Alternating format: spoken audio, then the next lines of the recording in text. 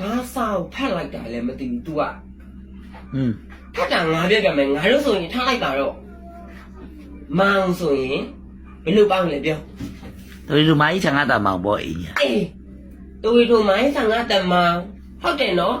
ဒီမြန်မာတနိုင်ငံလုံးမောင်လို့ဖတ်ခိုင်းရင်တို့မိုင်းဆန်ကတမောင်မဟုတ်တော့မဟုတ်သူ့ရဲ့တင်ယူဟာတဲ့ငါပြပြအောင်မယ်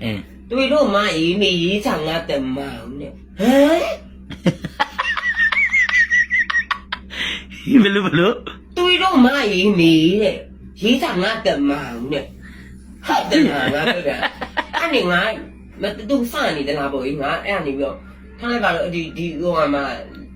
လဲမှာကားမှာတွေ့တဲ့ဟာကိုဖတ်ခိုင်းလိုက်တာစိန်တိုက်ဆိုပြီးတွေ့လဲတွေ့ရောစိန်တိုက်အဆိုစိန်တိုက်ကိုဖတ်ပြလို့စာရွက်လုံးကြီးတွေစီတယ်နတ်သက်စိန်နဲ့ဟင်တော်ရင်လုံးကြီးတစ်ချောင်းမဲ့တူတဲ့ကတ်တိုက်တယ်စိန်တိုက်တယ်ဟမ်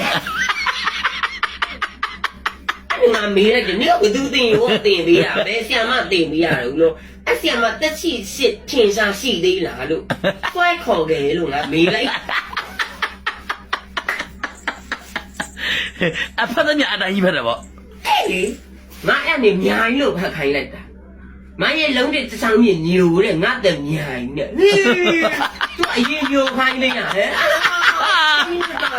ငါဘောရပွားလို့ဘာတင်ရောလဲလေလို့ငါမေးလိုက်တယ်